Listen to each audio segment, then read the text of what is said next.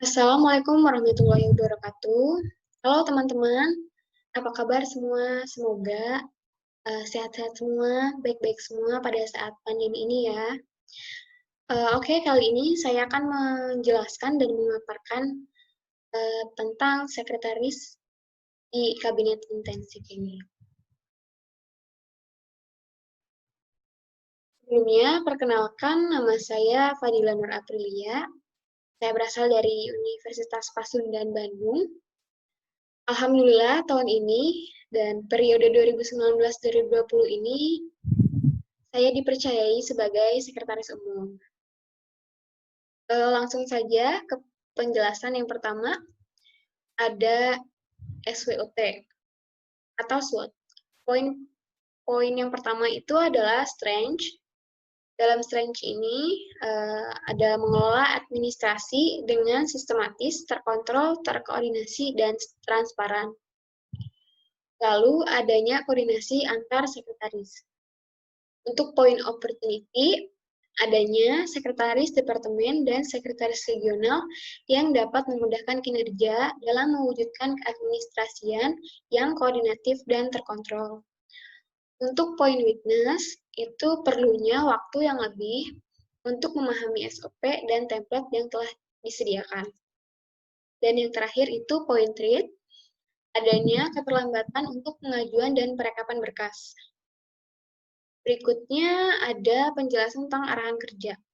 Untuk arahan kerja sekretaris umum di INKLI intensif ini, ada 8 poin arahan kerja. Yang pertama itu berwenang untuk menyusun SOP dan administrasi serta kesekretariatan. Yang kedua, berkoordinasi dengan sekretaris regional dalam hal sosialisasi dan controlling SOP. Yang ketiga, bertanggung jawab untuk kegiatan dan pengarsipan segala bentuk surat menyurat pengurus besar INKLI periode 2019-2020. Yang keempat, bertanggung jawab untuk kegiatan dan pengarsipan segala bentuk proposal, LPJ, dan sertifikat kegiatan pengurus besar INKLI 2019-2020. Yang kelima, itu mengkoordinasikan sekretaris regional dalam hal pengarsipan surat dan proposal kegiatan regional. Kemudian yang enam, berkoordinasi dengan sekretaris departemen dalam hal pengarsipan LPJ kegiatan setiap departemen.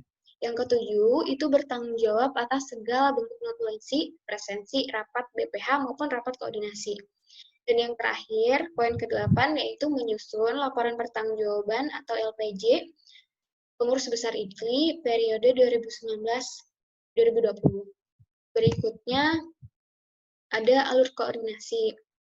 Untuk alur koordinasi sekretaris ini dimulai dari sekretaris umum itu bisa berkoordinasi dengan sekretaris departemen ataupun sekretaris regional. Lalu dari sekretaris regional berkoordinasi dengan sekretaris kegiatan. Begitu juga sebaliknya. Lalu ada alur koordinasi khusus LPJ. Untuk alur koordinasi khusus LPJ ini tidak beda jauh dengan alur koordinasi secara umum yang tadi. Dari sekretaris umum bisa berkoordinasi dengan sekretaris departemen, lalu ke sekretaris regional, kemudian ke sekretaris kegiatan. Berikutnya ada administrasi kesekretariatan. Untuk administrasi ini ada 4 poin. Yang pertama itu proposal dan LPJ, kemudian surat menyurat, sertifikat, notulensi, dan absensi. Kemudian ada proposal kegiatan. Untuk cover dan template proposal itu kurang lebih seperti ini yang sudah tertera. Untuk proposal ini bisa bentuknya proposal pengajuan dana, dan lain-lain. Untuk penjelasan proposal ini ada beberapa poin. Yang pertama itu proposal diajukan oleh sekretaris kepanitiaan ke sekretaris regional dalam bentuk soft copy. Diserahkan maksimal 2 minggu sebelum kegiatan berlangsung. Kemudian, proposal yang dikirimkan harus bersamaan dengan surat pengantar proposal. Lalu, asistensi proposal dilakukan oleh sekretaris departemen atau sekretaris regional kepada sekretaris PB Intli. Kemudian, pengajuan tanda tangan di lembar pengesahan, mulai dari ketua panitia, ketua regional, dan ketua PB Intli. Lalu, pengajuan tanda tangan di surat pengantar proposal dari ketua panitia dan ketua regional. Apabila pengajuan proposal ke instansi lain, maka wajib ada tanda tangan ketua PB Intli. Nah, untuk pengajuan tanda tangan ini harus tertandatangani oleh ketua panitia dan ketua regional, baru akan ditandatangan oleh ketua PB Intli. Dari situlah nanti proposal dianggap sah, karena waktu ditandatangan oleh ketua PB Intli itu akan sekaligus mendapatkan stempel dari ketua PB Intli, yaitu stempel logo Intli. Lalu, kemudian proposal yang telah sah yang sudah ditandatangan oleh Ketua PB Intli dan berstempel logo Intli tadi akan dikirimkan oleh Sekretaris PB ke Sekretaris Departemen atau Regional maksimal 3 hari setelah pengajuan proposal. Berkas hard copy untuk pengarsipan dapat dikirimkan ke Sekretaris PB sesuai kesepakatan dan ketentuan dengan sekretaris yang bersangkutan. Yang terakhir yaitu sosialisasi SOP dan template dilakukan pada saat rapat sekretaris dan akan selalu diupdate jika ada perubahan. Kemudian ada penjelasan laporan pertanggungjawaban. Untuk cover dan template dari laporan pertanggungjawaban atau LPJ itu kurang lebih seperti yang tertera di samping. Nah, untuk penjelasan dari LPJ ini, ada beberapa poin juga, sama halnya dengan proposal yang tadi.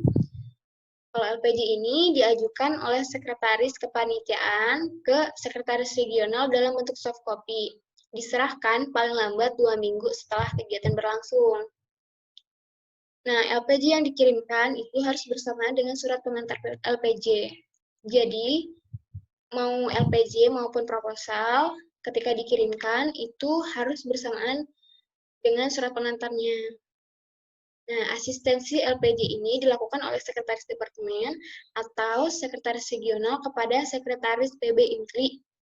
Pengajuan tanda tangan di lembar pengesahan mulai dari Ketua Panitia, lalu Ketua Regional, dan yang terakhir Ketua PB Intli.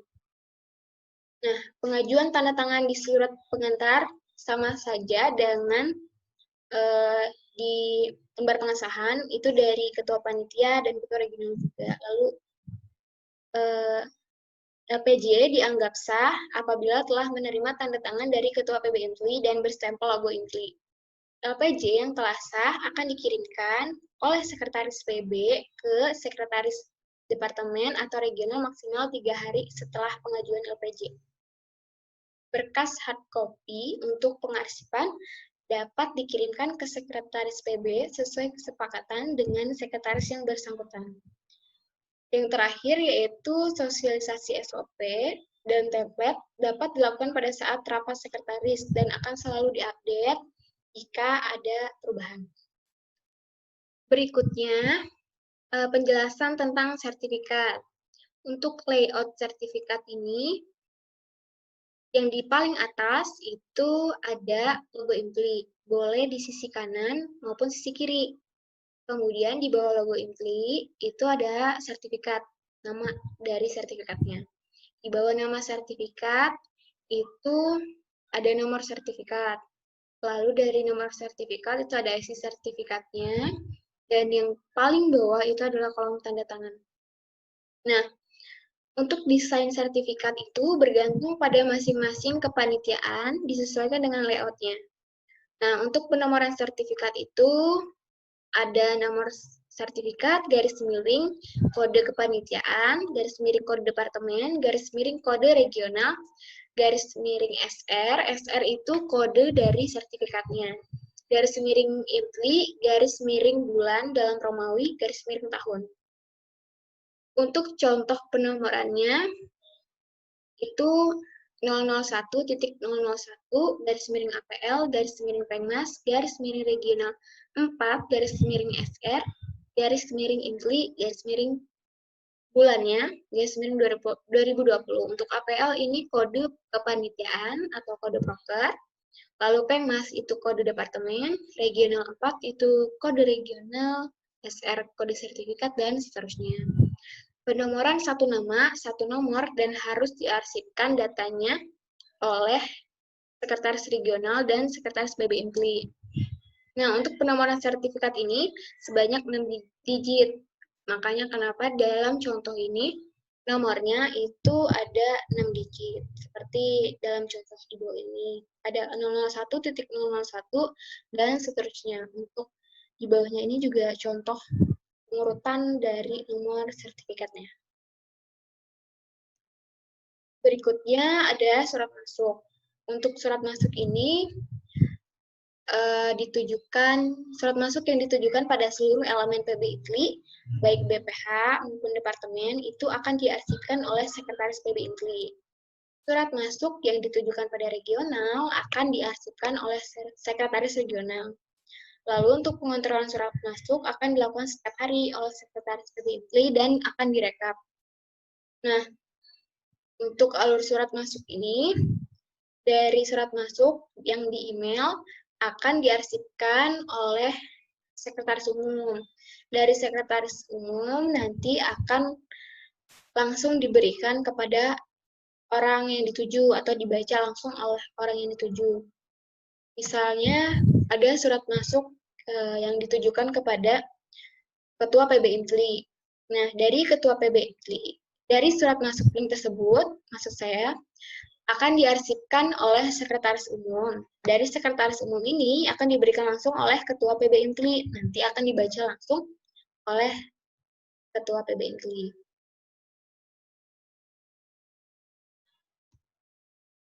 Kemudian, untuk surat keluar.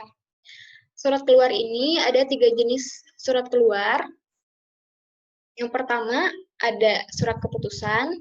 Itu penomorannya nomor surat, garis miring SK, garis miring INTLI, garis miring bulan dalam Romawi, garis miring tahun. Untuk SK ini adalah kode untuk surat keputusan. Kemudian yang kedua ada surat ketetapan. Surat ketetapan penomorannya hampir sama dengan surat keputusan, tetapi yang membedakan kalau di surat keputusan itu kodenya SK, kalau di surat ketetapan itu kodenya TAP. Lalu yang ketiga ada surat umum. Surat umum ini ada 6 biji surat. Yang pertama itu surat pemberitahuan, surat permohonan, surat undangan, surat rekomendasi, dan surat perizinan, dan surat keterangan. Untuk penomoran suratnya itu yang pertama ada BPH INTLI. BPH INTLI ini penomoran suratnya yaitu nomor surat, garis miring BPH, garis miring INTLI, garis bulan dalam Romawi, garis miring tahun. Contohnya yaitu nomor suratnya misalnya 01, garis miring BPH, garis miring INTLI, garis miring bulan, misalnya bulan 3, bulan Maret, itu angka Romawinya seperti ini, terus tahun. Untuk departemen juga hampir sama dengan ini. Regional juga hampir sama, yang membedakan adalah kode di sebelah sini. Kalau BPH, BPH, kalau departemen, kode departemen, misalnya Pengmas, Penpro, dan lain-lainnya. Ini untuk contoh. Regional juga sama, kode yang membedakan hanya di kode regional saja. Misalnya untuk regional 1, REG 1. Regional 2 juga seperti itu, dan seterusnya. Untuk kode penomoran surat kepanitiaan atau proker departemen atau regional itu akan lebih panjang. Misalnya, contohnya 001 APL Pengmas Regional 4 INTLI bulan dan tahun. Nah, 001 ini adalah nomor surat, APL itu kode prokernya, Pengmas itu kode departemen, regional itu kode regional, INTLI, terus garis miring bulan dalam Romawi, dan terakhir tahun. Kemudian alur surat keluar. Nah, untuk alur surat keluar ini, surat dibuat oleh sekretaris departemen atau regional. Apabila surat tersebut berkaitan dengan proker PB, proker pengurus besar, maka diwajibkan asistensi ke sekretaris pengurus besar INTLI minimal 7 hari sebelum kegiatan. Surat akan di-ACC oleh sekretaris PB INTLI atau regional jika itu dalam kepanitiaan, misalnya maksimal 3 hari sebelum kegiatan, kecuali surat undangan. Itu harus dilakukan asistensinya lebih awal.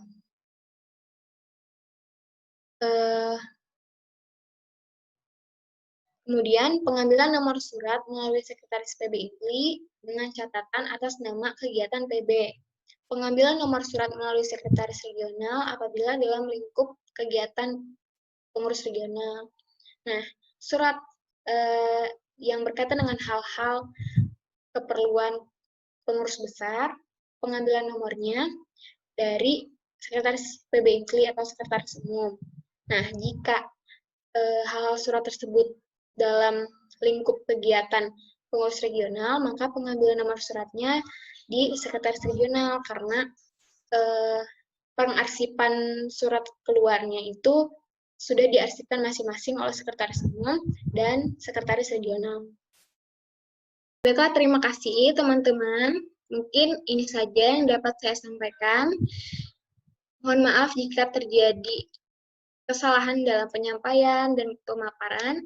Semoga apa yang telah saya sampaikan ini bisa dipertanggungjawabkan ke depannya. Terima kasih. Wassalamualaikum warahmatullahi wabarakatuh.